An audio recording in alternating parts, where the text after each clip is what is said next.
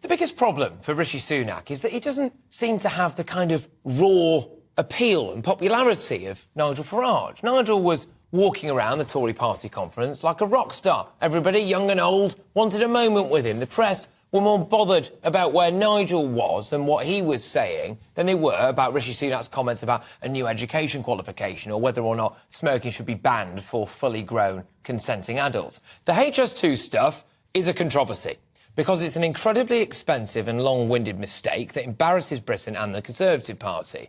It would have been more use to stack the billions wasted on HS2 up in a big pile in a field and set it on fire. That way, this winter, some elderly people could have used it for warmth instead of shivering in their own homes. But beyond that, HS2 doesn't really move the dial. The vast majority of people wouldn't have benefited from it anyway, and now slightly fewer people will. So what? Who cares?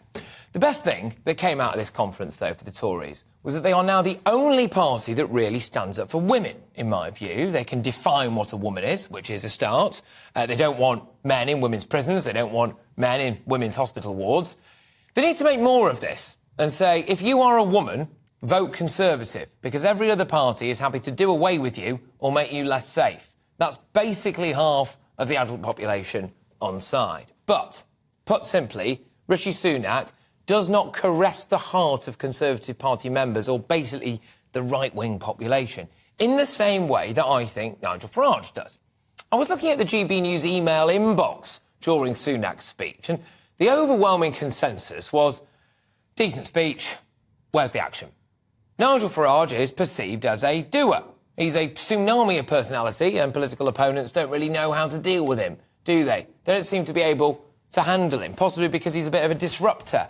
Now, I started a rumour at Conservative Party conference, where I've just got back from, when Nigel walked in, flanked by everybody in the media and loads of Tory members. I was stood next to him at the GBNews stand, and I decided to ramp up this talk of him rejoining the party, which, by the way, I don't think is going to happen, and see what came out of it. I even asked our political editor to put it to the Prime Minister directly. Well, what came out of it was one MP saying that he'd get on his hands and knees and beg him to join, loads of other MPs saying that they'd welcome him, rival media channels doing hour-long phone-ins on whether or not Nigel will be the next Tory leader, a former Home Secretary sticking to him like glue, and the Prime Minister not ruling it out. I actually don't think there is a huge gulf between what Nigel politically believes in his heart and what Rishi Sunak politically believes in his heart. I do not think that there is an Atlantic Ocean of political ideology between them. But the big difference, as far as I see it, is what they're prepared to say out loud.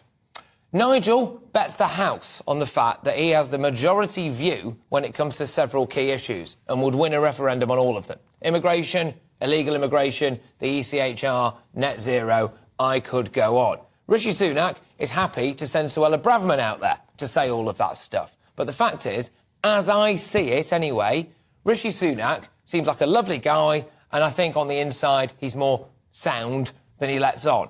But currently, he's too afraid of alienating potential Liberal Democrat voters to actually do what his own voters want.